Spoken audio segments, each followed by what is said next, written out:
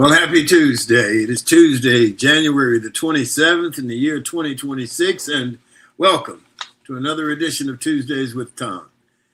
First of all, I have to thank all of you who sent me birthday wishes last week. Thank you, thank you, thank you. It was a wonderful, fun-filled week spent in New Orleans doing the many things that New Orleans has to offer. Live music, people watching movie theaters, Bourbon Street, but for me, the major attraction was the Fairgrounds race course. Man, what fun. I'm a big fan of horse racing. I hadn't been able to go to the races in a while. It was a great afternoon at the track. Lots of fun and laughter. The betting, well, we did okay. I definitely did knock it out the park. Our Uber driver over to the track was originally from Jordan. He entertained us for the short ride. He was a fun guy. A New Orleans native Ubered us back to our hotel from the track. She was full of Hurricane Katrina stories. And I had not been to the track in quite a while. I won't stay away as long the next time. Our G-List guest today is April Chaney. I can honestly say I was there the day she was born. April's dad and I go back to 10 and 11 years old. We grew up together. We lived together. We've run a business together. We remain the best of friends. But today is all about April. April has a quarter century of experience transforming faces and setting beauty standards across the nation. She stands as one of the industry's most accomplished and sought-after makeup artists. She's a proud University of Alabama in Birmingham graduate with a BA in Mass Comm and a minor in African American Studies. She has seamlessly blended her Southern heritage with cosmopolitan sophistication to create a distinctive approach to beauty that celebrates individuality and cultural diversity. She is originally from Birmingham. She's worked in Los Angeles for quite a while. She's back in Birmingham, opening up a shop there, which she'll talk about. And we look forward to having that conversation. Our show today, of course, is brought to you by the Best Girl consulting firm of Best Girl Inc. Let's catch up to Best Girl. Best Girl is a consulting firm that provides customized leadership, access and inclusion, public relations, communications, and organizational consulting services. Clients include Fortune 500 companies, utilities, higher education institutions, small businesses, and associations. Best Girl's team of consultants, led by Joyce Gilly-Gossam, Emily Hedrick, and Sean Jones, partners with business and education clients to promote organizational effectiveness, communication, motivation, and leadership, with always an impact on the bottom line. Best Girl's customized consulting services include strategic planning, corporate communication, executive coaching, fundraising, and economic development. Continues to customize the solution that fits your needs. So let's go to the round table and talk to Barbara Wallace Edwards and Michael Walker this morning, see what they got going. Good morning, Barbara Wallace Edwards. How are you? I'm doing well, Tom. How are you this morning? I'm doing great. What's happening in your world?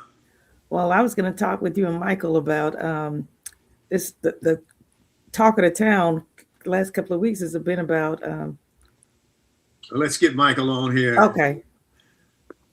Let's bring Michael up. And Barbara. Good morning. Okay. Good morning. Good morning. Good morning. I was going to talk to you guys about the talk about the college basketball player in Tuscaloosa that had signed the professional contract, and they said the judge allowed him to come back and actually join the Alabama team again. So I think he actually played in the game Saturday. He did. Yes. He played in the game Saturday. He played, I guess, okay. I mean, when I say okay, I think he scored like 14 points or more, and did okay, but Alabama still lost. Yeah, I saw they lost to Tennessee. But I was just surprised. I mean, so basically, if you have eligibility left, even though you've signed a professional contract, you could now come back and play college ball again, huh? Wow. Well, in this particular case, yes. That is very interesting. And what they're kind of basing it on is that, and the argument, not saying right or wrong or whatever, Right. but the attorneys that represented him base their argument on the fact that you have European players that have been playing in professional leagues over there all along. That's And true. then they come over here and then go play in college. Right. Okay.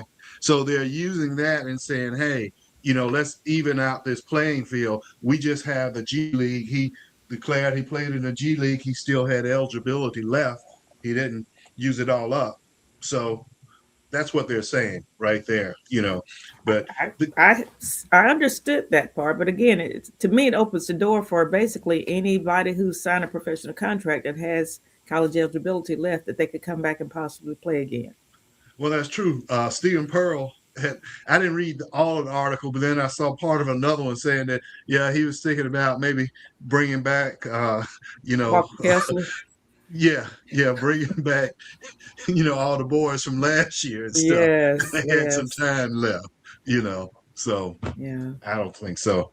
College sports is screwed up right now, man. It's crazy. I mean, It it is was crazy. probably too strict in the other direction, Right. but when they loosen the reins, they just They the open reins up the floodgates. Uh, They open up the floodgates. I mean, you have players that are actually signing up to play for their 8th season of college football. How did they do that? How I saw it, man. I saw in one of the games I was watching. It was the guy's 6th year, and it was another guy's 7th year. How do they justify that? How does that work? I don't Well, I know. guess it's a combination of stuff. Part of it, maybe a red shirt year, number one, to start off with. Then maybe if you get an injury or something like that, the transfer thing, then COVID, Yes. and we had 2 years of COVID. So a lot of people were able to take advantage of the COVID stuff, along with being able to redshirt at other times or having a injury redshirt. Okay. It's changed a Uh, lot. That's all I Yeah, can say. It's changing daily. yeah, definitely, yeah, yeah. definitely. Yeah, I didn't see that. So Yes. we'll see what happens next. And you can do that easier, and I say easier. That's relative. But you can do it easier in basketball than you can in football. I mean, you don't want to go out there in football and you ain't a man yet. Right. Not in professional football. you know, you can get seriously hurt out there.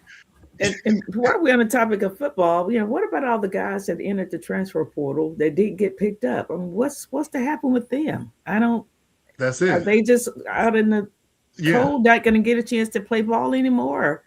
yeah. Yeah, If that's they left the place where they were to go into the transfer portal and didn't get selected, that other team is not obligated, or their former team is not obligated to bring them back. yeah. I heard it's about 2,500 players out there just left out of in nowhere right laying right now, not knowing what's going to happen in their future. So that's a little scary. I tell you what Well, they see, do. They go fuss at their agent for convincing them to get in that portal. Yeah, that's what they yeah, should do. They yes, really should, because I mean, if their old school has filled their position, I mean, there's nowhere for them to go unless they maybe go to junior college or a smaller college, and probably won't get a scholarship. But if so, it won't be as good of a situation. It's I don't know. Maybe And some the of these guys are agent, going to think twice now about entering the transfer portal. yeah, because the agents are just there for the money. That's all. Right now, if you're not, you out of the portal, you ain't bringing any money. Let me move Right. on to this next guy. Yeah, that's what they do. You know, That's exactly what they do. yeah. And I'm sure that the lawyers have them sign an agreement saying that, you know, this is a non-refundable representation and it's not based on you getting selected out of the portal. Right. That's Yeah. it's gonna be some That's the fine print, Michael. That's probably in the fine print section. yeah, it's a mess. Oh man. Speaking of fine print, Go ahead. guys, let's talk about the situation up in Minneapolis and what just happened over the weekend with this guy. And it's funny how, and we were talking a little bit how this Trump administration try to control the narrative. They jump right out there without even getting the facts of what happened and start to try to paint a picture. But in this particular situation, it's so funny about the hypocrisy because they're now saying that this guy who was a law-abiding citizen had a permit to carry Mhm. and went to the protest and had his camera out, Mhm. no gun at all, taking pictures, and tried to assist a woman that the ICE agents pushed to the ground. Right. And for that, he lost his life. Yes. He was pepper sprayed in the face as she was.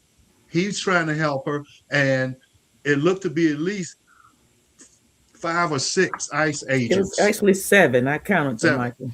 Mhm. Okay, 7 Attacking him. that attacked him, pushed him to the ground. They're beating him, and he had his gun on it, and it was in his back hip, Right. in the small of his back. And another agent pulls the gun out Mm-hmm. and takes off running, and they shoot the man 10 times. After they taken his gun off of his person. Right. Yeah. I mean, that's cold-blooded murder. That's all it is. It was an execution. I don't care what they say. You can't, there's no other way to look at it. The man was trying to help a lady who was, like you say, pushed to the ground. And he was doing peacefully trying to do it. Just held one hand in the air, his camera and his phone in the other hand. He wasn't trying to hit at anyone. And to watch them, I watched one of the ICE agents actually beat him in the head with the butt of the gun. I don't know if you noticed that, but while he was laying on the ground, before they shot him, he was hitting him in the head with the butt of the gun. And I'm thinking, why? None of that was necessary. Well, he was never a threat to begin with. Never. Okay. And they were mad, and I heard this guy, I can't think of his name, but he was served under the Obama administration. He said what they were pissed off about was that they were being filmed. Right. That's I what saw it that was. part. Right. Yeah. Okay. And he was filming them. And you know what? Where's his phone? Yeah. We don't know where his phone Don't is. know. Right. Don't know where his phone is. Don't know where the gun is. The one guy takes it and takes off with it. I mean, that's just absolutely ridiculous. But in every type of situation like this we've had in history, there's been one incident that would tilt that trajectory or the outcome of history. And I thought back to the Edmund Pettus Bridge in Alabama and Selma, during the 60s, when that was filmed and people saw what was Right. going on and the Right. brutality of a peaceful protest. Mm-hmm. That changed that whole movement, in my opinion. Yeah. You guys may Right. I disagree, agree. but I think this right here is going to do that here with this ICE situation, because now Trump is trying to distance himself Well, from Fat this. Johnny he got up off his butt though, and he called the governor up there. He was dogging the governor out and calling him names and all that silly little boy stuff. And Right. and the same with the mayor. But yesterday he decided he'd call him and try to have some kind of decent conversation. I don't know, man. It's hard to believe we're in the United States of America. It is. That's going It on. really is. I heard a recording that I think it was Pam Bundy called the governor to say, if you would just release the voting records for the state, we'll Right. pull the ICE agents out of there. So it's not about Right. immigration. It's not about immigrants. It's all about them taking control and doing what they want to do, and trying to do something illegal, as And it's usual. also a distraction Mm-hmm. because they're not On the talking Epstein about file. Epstein now. Right. And that Epstein stuff was really getting next to Fat Donnie. Yes. So he's really they've changed the narrative for now. Yes. And I don't know if you saw that they brought Jack Smith in to before the committee last week, and Smith a I bad don't. man, ain't he? He is a bad man. Yes, he is. Smith said he had enough evidence to put Fat Donnie away. Mhm. I don't know what the GOP thought they were going to get out of him coming before the committee, but I don't think they got what they wanted. Yeah, yeah. Um, that's that's going to be interesting to see how that plays out. But back to this situation, you notice how they started saying that the guy did not have a right to have his gun with him. But then they go back and look at January 6th. They had guns attacking the Mm-hmm. Capitol. Mm-hmm. Those people were given a pardon, right? Right. Right. And you remember that little guy named Cal Whittingham that I don't know if I'm saying his name, got his gun Now. and he goes out there and he's with the police and he shoots and kills 2 people. Right. Okay. And he gets a pardon and he gets off and he makes a bunch of money off of it. Mm-hmm. Okay. And you have all of these situations where people, and Cash Patel gets up there with his cockeyed self, talking about you Excuse me. Oh boy. talking about you can't bring a gun to a protest, a firearm to a protest. That's against the law. No, the hell it's not. No, it's not. No, You it know, is not. And it's okay. It's okay for them to do it, but they don't want anyone else to do it, Michael. It's against the law for anyone else to do it besides the people that are on his side in his I mind. see where apparently Katie Britt made some statement. but Somebody that she's the senator from Alabama, isn't she? Yeah, she is. addressed Katie Britt in her comments on social media concerning this monstrosity. I was appalled at her comments. I didn't see her comments. I haven't seen her comments. I don't know if you all saw former Auburn basketball coach Bruce Pearl's comments. He was on the talk show yesterday, and he basically blames the Democratic administration in Minnesota for what's going on in Minneapolis. Well, Bruce doesn't have any credibility. Shit, we know that. I mean, Right. he doesn't have I any. dismissed it immediately, but I just wondered if you guys saw it. Whoever can go and tell him I said it. He has no credibility with me. Right. Right. You know? You go out there and you want to recruit all these black boys, and then you're gonna talk all that dumb stuff and put your son in the job. And they talk about DEI, but it's okay if you he put his son in it. Right. Trump put his sons in it. Right. It's okay. I don't understand these coaches. Did you see Lane Kiffin posted these purple and gold hats with "Make Baton Rouge Great," and he tagged the real Donald Trump in his post on social media, and of course they lit him up in the comments. And I think he went back and removed Donald Trump's tag on the post, but it was too late. I mean, he was basically saying, "Hey, I'm with you. We're going to make Baton Rouge great, just like you want to make America great." And everybody's saying, and every black player on that team should say, "Well, we're not playing for you," or "I'm not going to let my child go to LSU because of that." Your stance on this, but social media. So let me tell you this right quick. I didn't know what he had said, but I figured it had something to do with it. But somebody in social media said that's why all the football players are effing your daughter. I saw that. Did they really? Yeah. Yes. Yeah. It's and y'all talked about, isn't Bruce supposed to be a paid ambassador? He was actually on this talk show with an Auburn shirt on yesterday. With an Auburn what? Shirt on. He had an Auburn shirt on. Okay. Yeah. I'll send that to you guys later on, but yeah, I don't care to see it. I know him and I know who he is, so I don't need to say it. And anybody who doesn't like what I'm saying can call me up and we can have a conversation, or we can absolutely. That's fine too. Right. You don't. It's just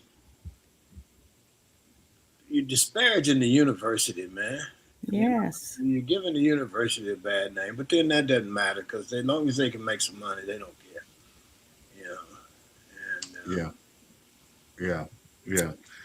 And anyway, Black History Month is coming up, but I don't know if we talked about it, but it's so interesting that how now, back in the old days, we used to read maps and get directions when we needed to go somewhere. If I wanted to go to Tom's house, Tom, tell me how to get there. He'd give me landmarks and all that type of stuff, right? Right.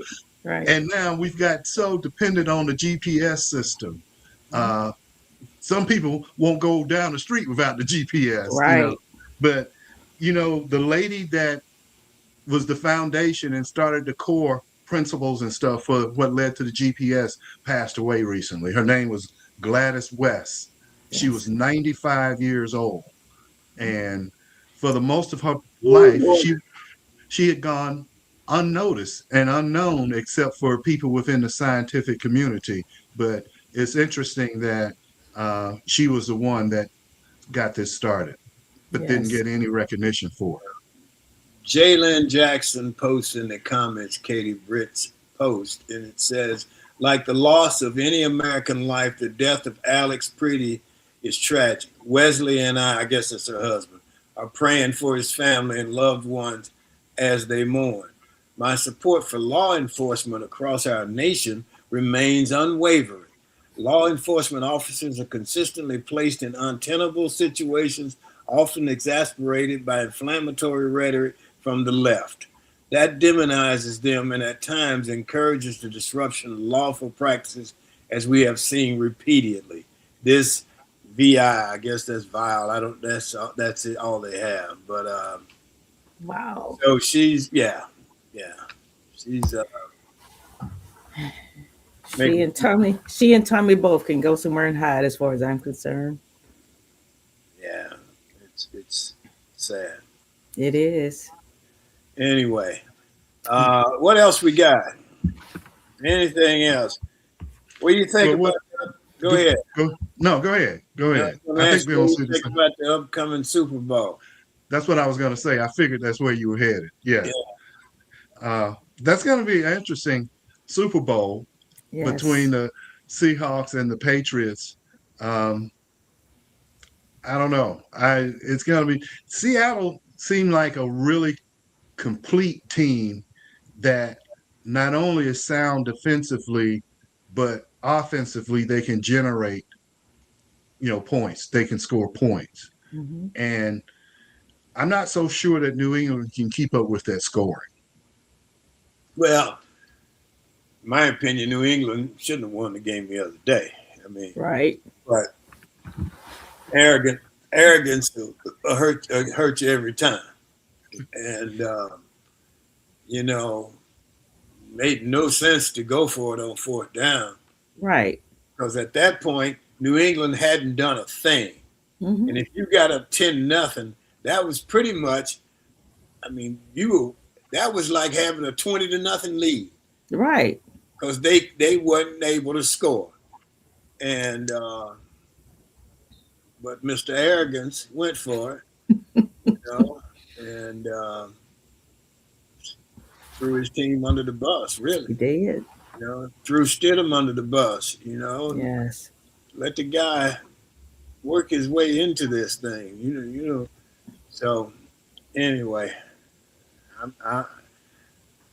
it's okay with me because he was so nasty towards Russell Wilson. I've never seen a coach behave that way Right. towards somebody who had been an all-star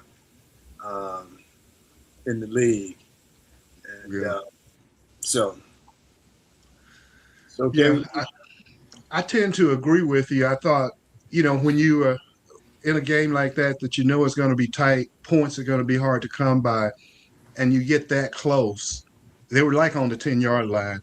Kick the field goal, get the points, because part of it is psychological too with your team. You want to continue to build upon that momentum and that confidence. So Right. go down there and score, okay? And then on the flip side of that kind of, New England say, okay, we held them to 3 points, okay? But now it's still 10-0. Okay. Right. So there's still a little psychological edge there. And in games like this, you're looking for every angle you can get. It's not always physical. A That's lot of it right. is mental. Yeah. And there's a very visible momentum in a game. And you can see it happening. You can see when it shifts in another Right. direction. and he destroyed the momentum Right. that Yes. they had going. Man, they were kicking their butts. Right. Yeah. And Yeah. had they kicked that field goal and scored again, that game would have been over. I think Right. so too. You know? Yes. Yeah. Exactly. But 100%. Mm. um, anyway, you guys got anything else? I'm good. Yeah. Okay. Well, let's go to Sean. She's got a minute for us, and then we'll get to our G-list guest. Good morning, Sean. I hope you're doing well, and let's see what you got this morning. Good morning to everyone joining in with us. My name is Shantia Jones, and this has Got a Minute. Do any of you like poetry? Well, after taking several literature classes myself, I can honestly say I'm hooked, which is why I'm super excited about today. On this day, Edgar Allan Poe's famous poem, The Raven, beginning Once Upon a Midnight Dreary, is published in the New York Evening Mirror. Poe's dark and gruesome work reflected his own difficult life. Born in Boston in 1809, Poe was orphaned at the age of 3 and went to live with a family in Richmond, Virginia. Poe studied at the University of Virginia but was expelled for gambling. In 1827, Poe self-published a collection of poems. 6 years later, his short story MS Found in a Bottle won $50 in a story contest. He edited a series of literary journals, including the Southern Literary Messenger in Richmond and Burton's Gentleman magazine in Philadelphia. Poe's excessive drinking got him fired from several positions. His work, often portraying motiveless crimes and intolerable guilt that induces growing mania in his characters, was a significant influence on other European writers. Go out and read a poem today. Thank you all for joining in. My name is Shantia Jones, and this is Got It.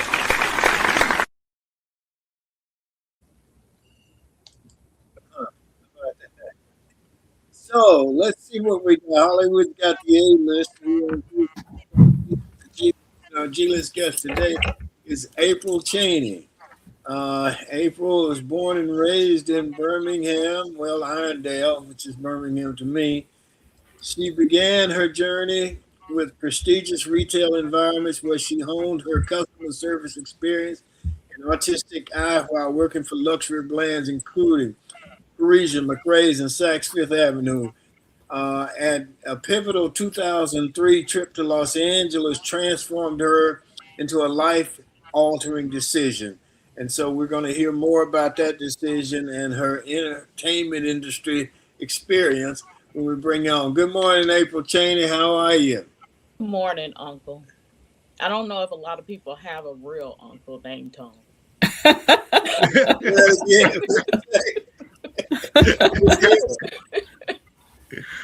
A great uncle named Tom, because he did mention that I moved to 2003 to California. What he didn't mention was I told my parents I had somewhere to live. I told my parents I had a job, and I had neither. But what I did have was faith. There you So go. when we drove 16,000 miles across this country, the first person that we went to was Tom's house. And my dad and I both said we had the best shower and the best sleep we ever had because we didn't stop. He said, "You want to move to California? Here you go." So we get to my uncle's house. That. We get to my uncle's house, and he was like, "But where are you gonna live?" And I was like, "I don't know." And he's like, "Well, you don't have nowhere to stay?" I was like, "No, I don't." So literally, we get there in Santa Monica. This is in 2003. And my dad finds me an apartment, which is a small little house about 5 blocks from my uncle. So that was my first house in a place that I knew I was supposed to go to, but didn't have anywhere to live. Yeah. And I also told them that I had gotten a transfer with Saks because I was working at Saks in Birmingham, and I transferred to Saks in California. But I didn't get it till weeks later because I went in that store every day until they hired me. And I worked there for 8 years. Wow. So that's how I got my start in my transition from Birmingham to to California. But my daddy got back on the plane and left. So I jokingly say to him, "You dropped me off in California for 22 years, but I followed the breadcrumbs back home." Well, and I So remember that because you guys took off driving and he didn't stop till he he got. didn't stop. We stopped for gas, and in that year there was a gas drought. I do remember that. That was the one time in this country we had a gas drought. So we had trouble finding gas in different states. But we did it, and I drove there, and I lived, and I was on vacation for 22 years in Los Angeles. There you go. Wow. There you go. And you Yeah. had a great run out there. I had an amazing career. I worked on every award show. I had the privilege of being a makeup artist for L'Oreal for 13 years. And so I was a brand ambassador for them. So I was able to work backstage at the Emmys, the SAG Awards, the Academy Awards, any award show or party that they have in Hollywood, I got to be there. And I've actually met everybody I could say that I looked up to on television and film for years too. It's funny now because when I'm watching television, I was watching some movie last night, and I can always say, "Oh yeah, I worked with that guy right there." Yeah, Yeah, I know that. I know I worked with her. yeah, yeah, yeah. And even though LA is so big, it's so small. When you're in the entertainment industry, you kind of know somebody that knows somebody, and Right, that's how it works. There's not going to be a LinkedIn profile to apply for a job in the right, entertainment industry. right. It's kind of no, you got that job because a producer mentioned you to another producer, and that's how you obtain that job. So You it's kind of like insider trading, if you will, when you work in TV and film. That's how I said. So you're only as good as your present. So that's what we have to keep in mind. It's a job getting a job in Hollywood. and to get started, I don't care if you're Tom Gossam or you're Brad Pitt. You got to have some luck, and somebody looks out for you or whatever. When I did NYPD Blue and I was playing that mute, and of course the mute doesn't talk, so everything you do, you got to do it physical so they can understand what you're doing. And then it was about 7 guys in the room, and one guy said, "Well, I don't understand what he's doing." And Paris, like I can't think of Paris. Paris said, "No, I get it," and he was the director, and that was it. That's all. Once he said, "I get it," I was in. And so sometimes it just works in your favor, you It know. works. Yeah, I have to say it worked every time I prayed. Every single time I said, "Lord, I need a job," because it's very expensive to live in Los Angeles. I don't know if y'all know that or not. It's Yes. expensive. And my parents literally dropped me off. When you graduate from college in this house, you're on your own.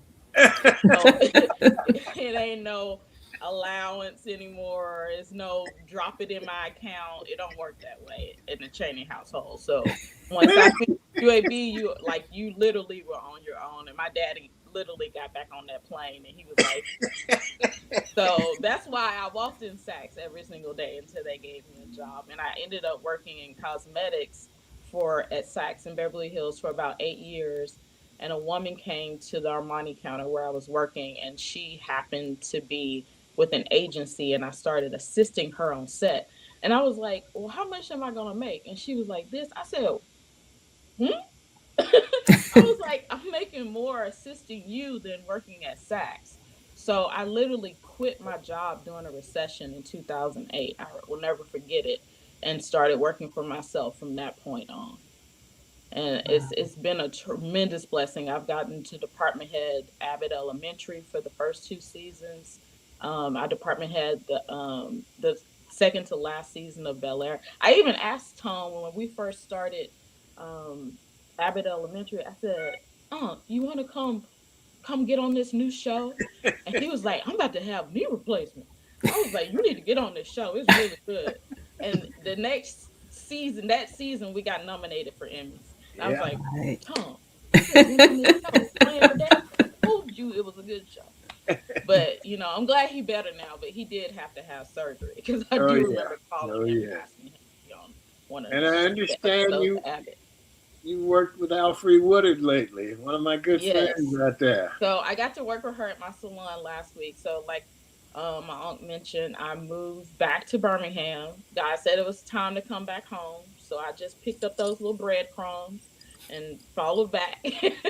Literally followed back to my parents' house because this is the first time I've lived in this house since they built this house. I had to remind them that they built this house when I was a senior in high school, and I never really got to live in it. So all these kids who want to move back home, that's me. Sold my house in LA, and I thought about it. I was like, I don't want to buy a house. I'm just gonna come live with them. So I get to wake them up every morning and be like, hey. And they were like, "You're not leaving." I'm not leaving. I redid this room. I'm having the bathroom remodeled, so they really know I'm not leaving now. Well, your friend Sturfon's on here with us this morning, so he's Oh, nice. he just Yeah, checked in. Sturfon is he's the reason why I actually got to work with Alfred last week. She came into my salon and got her makeup done, and then I got to do her makeup in Tuscaloosa. She's beautiful. She's worked with Tom and Sturfon before. Yeah, Yeah, she's great. She's beautiful wonderful. woman.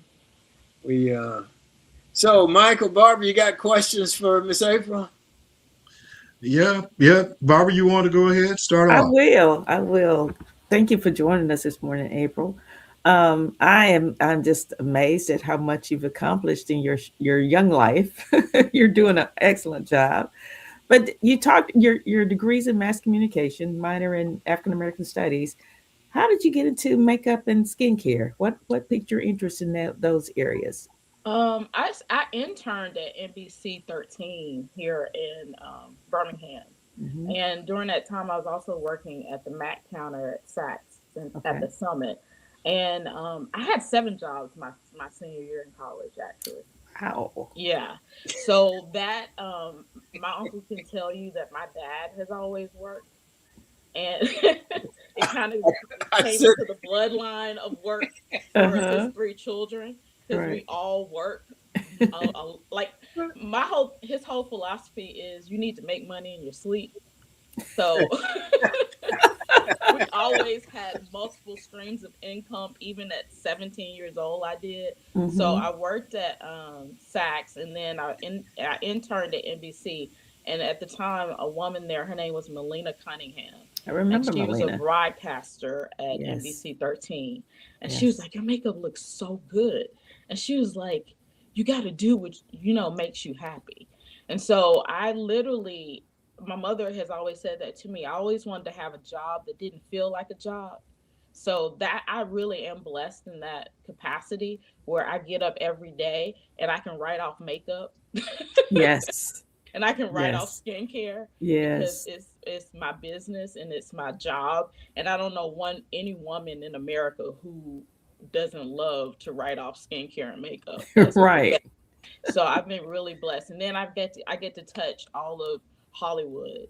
And we're also like I feel as though we're touching them in a physical capacity, but you also touch them in a spiritual capacity too. Because one thing that happens when you do touch people, they become vulnerable. And Right. so they share with you in ways that you didn't you didn't know that that was the gift that God had given you.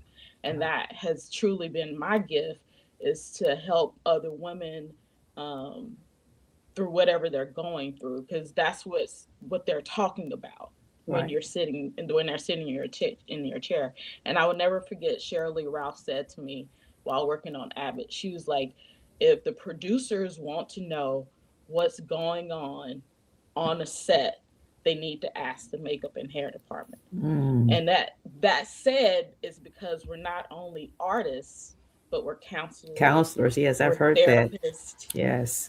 and even men typically when I give them a facial they fall asleep, Mm-hmm. but they talk too, so you have to be willing to be that therapist at the same time as a makeup artist or esthetician in a Right. way.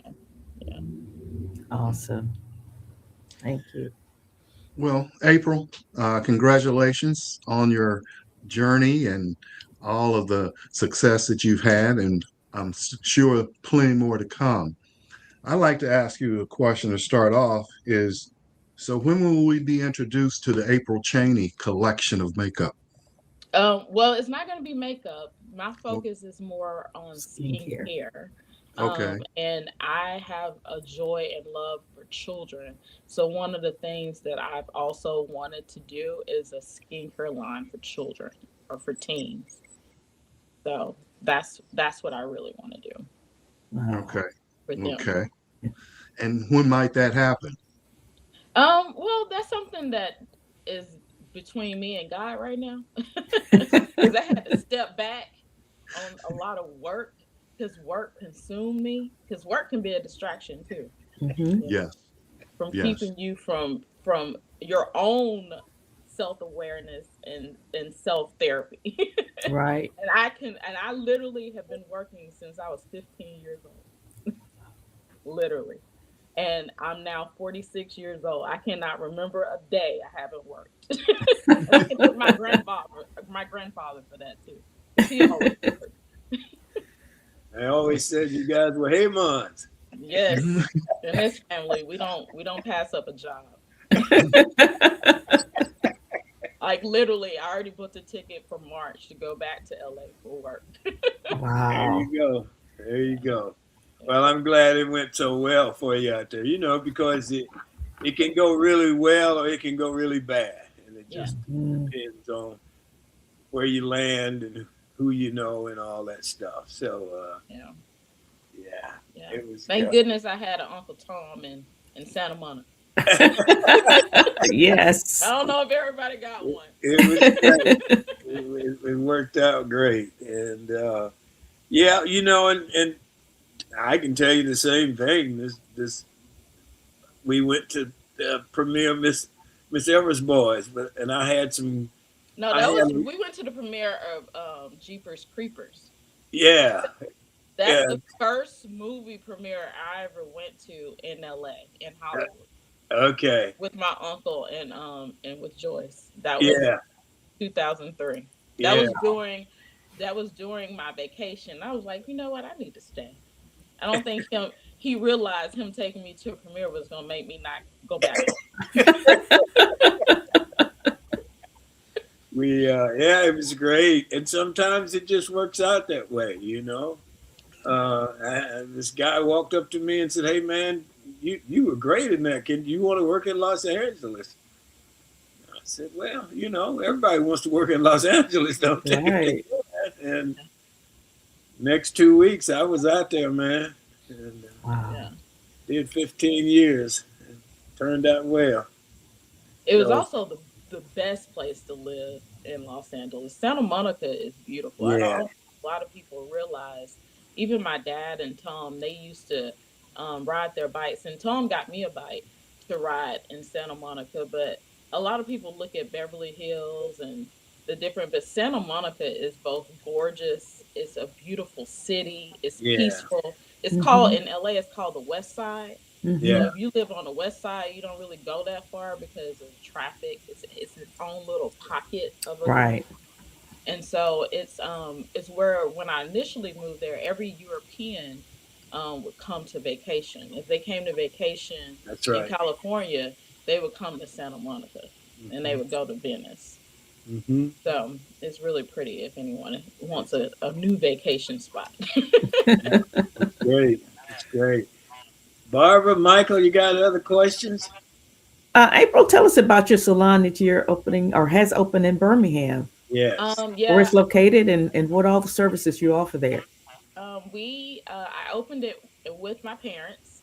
My dad literally helped me build the walls. My Wow. mother put together the steamer. And when I initially came back to Birmingham, I looked at working at a dermatologist's office. But Hmm. all the doors of working in a dermatologist's office were shut.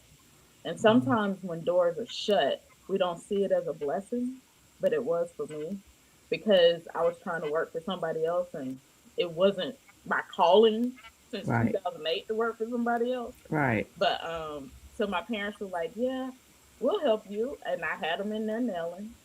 I had them in there putting tables. I had my best friend who lives in Centerville, Alabama.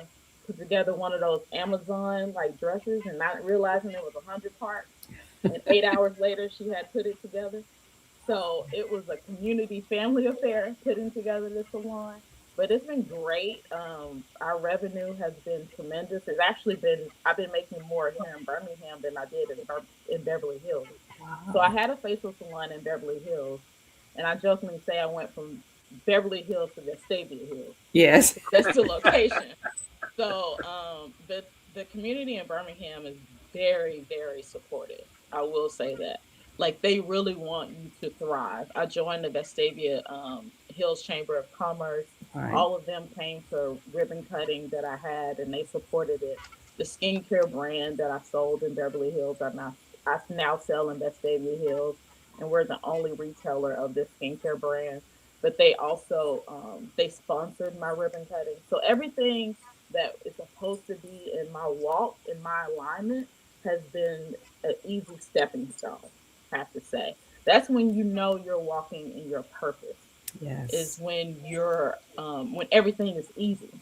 You don't have to do so much as yourself, but let God do it for you. That's when you know you're walking the way you're supposed to walk. Because every door is opening without me making a phone call, sending an email, making the dove and the pigeon go back. It's coming on its own without me Yes. having to do any or make any effort. So That's great. that's What's the the name blessing. of your salon? It's called Chaney Aesthetics and Beauty because we offer both skincare services. I have a facial that my dad I gave my dad a membership for Christmas. So Hmm. he be making appointments, but he be making them from his room. And he wants me to give them to him his room. So every week I give my dad a haircut and a facial because I do know how to barbecue. Oh, wow. That's great. Yeah, Earth, Wind, and Fire is one of my great clients, and I do both their hair and their makeup. Oh, And since I wow. moved to Birmingham, I told their daughter, Philip's daughter is one of my good friends, that I moved here, so she had them book the amphitheater, so they'll be here in May, and that's my Yes. dad's birthday gift. Is we're Oh, supposed to be walking wow. in That's time. great. Yeah, yeah. So it's good to know people. Yes, it is. It is.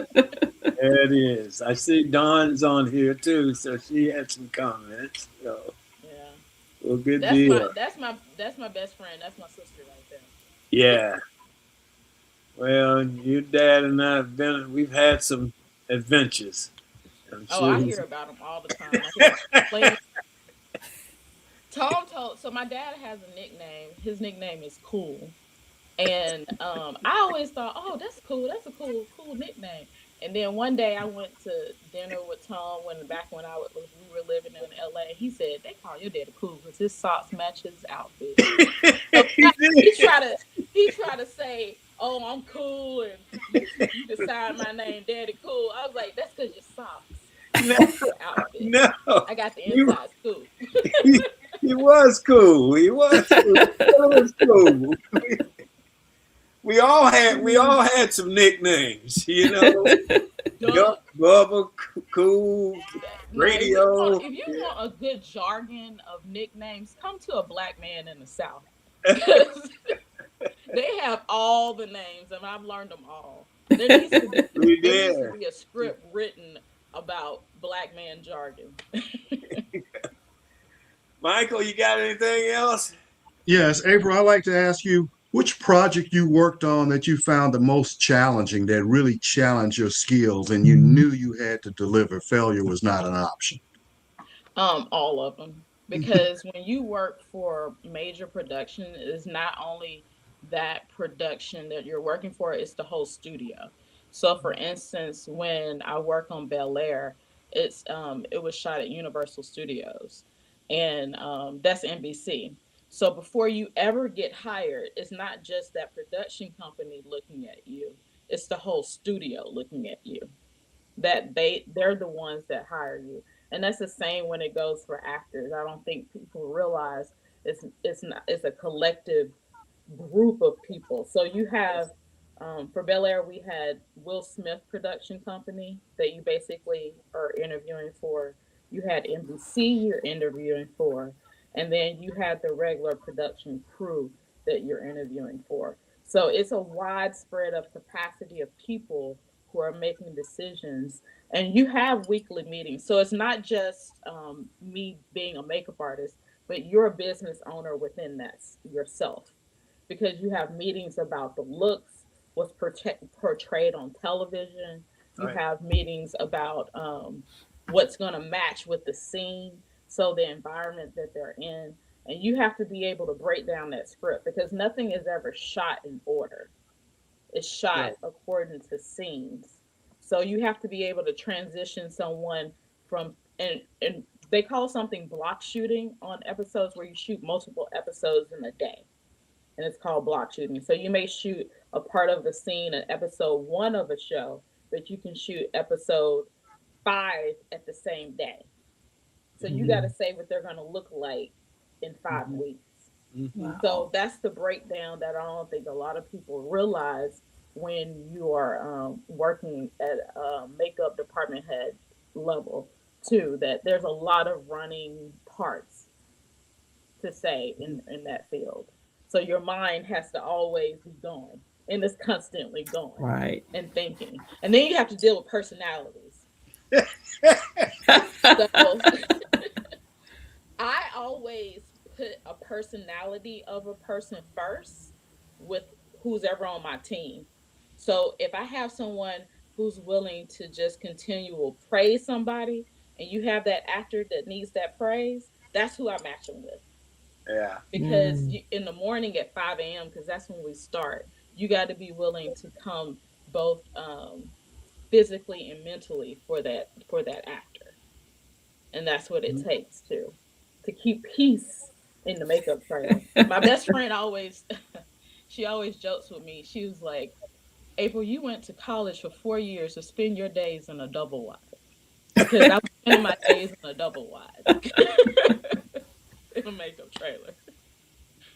It's an So yeah. interesting business. It really is. It is. It really is. Yeah. Michael, you got anything else? I love my job. Well, That's I asked her on the flip side, was there one project that stuck out that was the most fun you had and that made you say, they pay me to do this? That it was so Well, I much did. fun. I did love working at Abbott.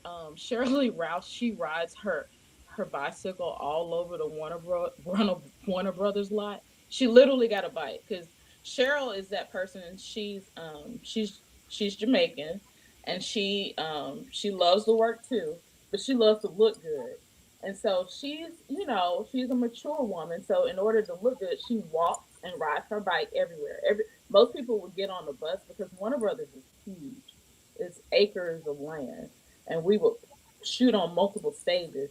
But she would just be riding her bike, and I just call her Dorothy, riding her bike by. But it's a fun set to work on Abbott. And my friends now, they taken the helm of it, Constance and Jen, and they're doing an amazing job running that makeup department on that show, That's great. and great. getting to know people, like just not just the actors, but the other people who work in capacities on set too. Like they become your family in a sense, because I hadn't lived here in 22 years, but I spent 14-hour days on set. So it's good to know people and speak to people. My one thing my dad always taught me is to speak to people and be kind to people. Right. So I knew everybody's name. And even That's now, great. I'm making an effort to learn people's names, especially at restaurants, because that's your food. Yes. Very important. Yeah. Thank you. And so, April, you go between, it sounds like Birmingham and LA a lot. If someone wanted you to travel to another state, another city to do makeup or whatever, would you be willing to do that? And how would they contact you? I would, and I have an agent. My agent Jamie at Rouge Artist. She's based in LA. She's amazing, and that's another thing. Whoever you have representing you, they need to be a representation of you. So Jamie is really kind, because I take that to heart as her being someone who can speak to someone really with a kind heart. And sometimes it's not always about money. Right. Sometimes you need to be in a certain place at a certain time to get a certain blessing. So, I traveled to New York too. So I traveled to New York. I actually transferred unions. So in order to work in the production field, you have to be a part of a union. You can't work on set unless you're in the union, and that's to deal with safety issues and also from the other aspects that I spoke to you about as far as business and talking to producers. So it's a skill set that you have to be trained on, and we do have classes for it as well, both on what's called contract services side and on the production side. There's classes in order to work in this field. So I was transferred from 706, which is the West Coast California Union, to what's called 798. And 798 is the union from New York all the way down to Florida. So that's the one that takes place on the whole East Coast, if you will. And it kind of makes a C because it stops at Texas. Don't go into Texas, but it goes all the way down and stops. And so now I'm a part of that union, and we get a production report on every 2 weeks, and we can see what's about to start working, what's currently working, and what's about to end. So if there's certain productions that I want to interview for, it does give that information, and then I talk to my agent about it, and then she pitches me to a production or a show. That's how that works. Okay, great. Yeah, but meanwhile, I'm at 3036 Healthy Way. Okay, good. And that's another reason why I chose it. I said, that's a good address. Yes, it is. Over by Lifetime Fitness. Yes. Yes. All the wellness that you need is in that little pocket.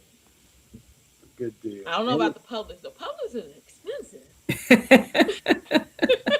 One of my favorite stores, though. Anything else? Anybody? Just want to say thank you. It's been a pleasure talking to you. Absolutely. Thank you guys for having me. I have to come by and see you over in a Healthy Way. Oh, I look forward to it. And tell your dad I said hello. I sure will. I'm proud of what you've done, April. That's great. You really took that ball and ran with it. And yeah, I don't know if you remember that, Tom, but you did say that to me when I was working at Saks. You said one day you're gonna be able to do makeup for everybody. So planting a seed is also a blessing when you plant seeds in people. And he said that to me in like 2004. I don't forget words of wisdom. That's great.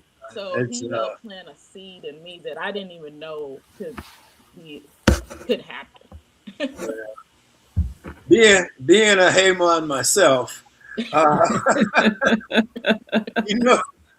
can sniff out a job somewhere. So yeah. Let me go. I was going back and forth from California to Florida. I did it for a long time, and I know because I took him to the airport. Yeah, it was great. But you make good friends, people like Alfred and stuff like that, and you just can't beat people like that. She loves you. She loves you. Alfred invited me to go to the Golden Globes with her when we did Miss Evers Boys, and Dix, our son, was having something at his school, and I had the choice between going to his event or going to the Golden Globes, but I did my fatherly duty and I went to his event. But it was great. It's a great run, and you meet people and you have those relationships for the rest of your life. And Stefan's on here. I did a job, cold case, I think it was. The woman who played my wife had gone to Alabama State. The guy who played my son was from Montgomery. And so the whole family, we were from Alabama. Everybody in that family was from Alabama. It was pretty wild. And, it is. And I don't know what it is, but in California, everybody from Alabama find everybody from Alabama. Yeah, that's true. Like every makeup artist that's in my union that's from Alabama, they found me. They was like, I heard about you. I was like, how? So we were kind of like this close-knit group. I would say, like, sometimes you can hear. I'm like, where are you from? Because you can hear it sometimes too. Mhm. You know, we have a different twang down here. Yeah. Well, Stefan will tell you, and that whenever I met anybody, first thing I say to them is, "Well, I'm from Alabama." You know? Because when you said that, it always inspired a conversation. They want to know more about you, you know. And Stefan, he's on here. Stefan, I saw CC Charlie the other day. I think it was on somewhere on the internet, and Charlie was from Talladega. He worked with us on In the Heat of the Night, and then he was my stunt double on a couple of shows in Los Angeles. Just a good guy. So Stefan and I always talked about him. So, but that was my line. You know, I'm from Alabama. My friend jokingly say, because I'm always willing to talk to people. She would be like, this I worked for the Orville for a long season. One season took us 3 years to do. Mm. So it Wow. was also a little bit of COVID in the middle. But she was like, you are always trying to meet people and talk to people. She's like, you come up to them and be like, hi, I'm April Chaney. I'm from Alabama. How are you? There you So go. even now that I'm gone, Nikki will say, she'll be like, yeah, I had you in my head. So I said, hi, I'm Nikki from Chino. How are you? So the impression that you give to your friends stands out, and it Yeah, always stands out because we from Alabama. yeah. There you I think go. Tom just likes saying the word Alabama. You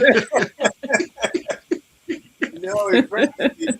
But most of the people you meet have never been. No. And the That's true. ones you meet who have been generally are somewhat favorable Hmm. uh, about it. And so it just always works for me, you know. The one thing they did always assume that I was an Alabama fan, and I even though I graduated from UAB, I started my first 2 years of college at Auburn. Yeah, So, like, no, I'm not. I'm an Alabama fan when it's just them. that's right. Anybody got anything else?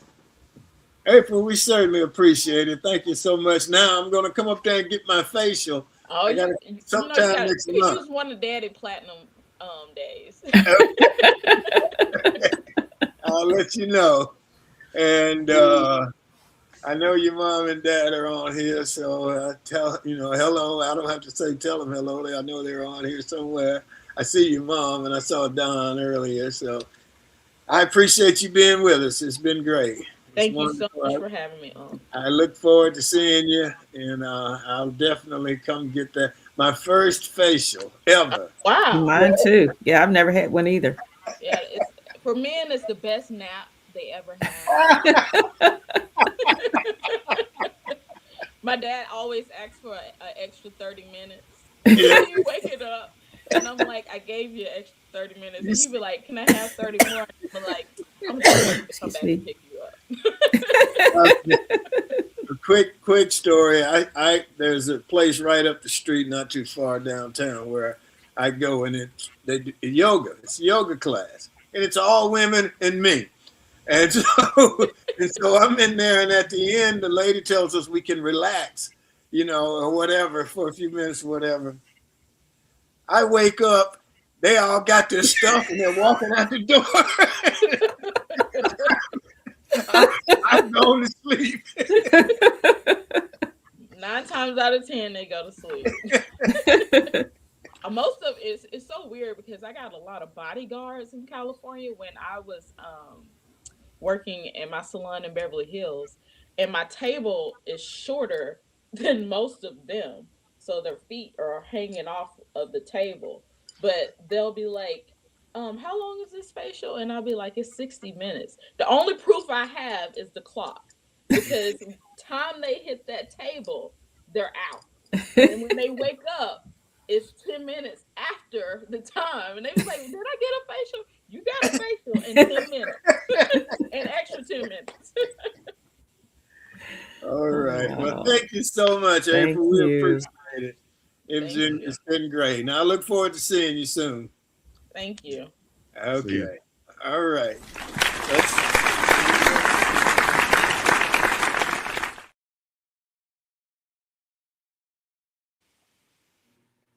Okay, my closing comment for today, or as I see it, is this month, January, has moved awfully fast. February is right around the corner. A reminder that we will have a book signing at Auburn University on February 6th. It's a new book about James Owens called Just Follow Me. James was the first African-American athlete, football player at Auburn University, and a good friend of mine. And so we're having a book signing there on the 6th of February. If you're available, if you're around, come check us out. It's myself and Mr. Sam Hayes were the authors of the book. Gloria Owens, James's wife, wrote the foreword for the book, or the afterword, I'm sorry. And I think it's a good book. It's not only about James, but it's about the whole integration of the Southeastern Conference. Some very interesting stories. And that's why we have to discuss history, because history is a part of our lives. We don't just get rid of history because it makes somebody else uncomfortable, because perhaps they were on the wrong side of history. And it's easy to be on the wrong side of history when you go along to get along. All right, so that's our show for today. We want to thank the audience. We definitely appreciate you. Thank our G-list guest, Miss April Chaney, Nisi, and thank our sponsor, Best Girl. Thanks again to the TWT team, Barbara, Sean, Emily, Michael, and Joyce. And as always, a special thanks to the audience again. And that's it for this January 27th in the year 2026. Remember, a day without a smile is a day wasted. Enjoy yourself. Make every day count. Stay safe. Peace.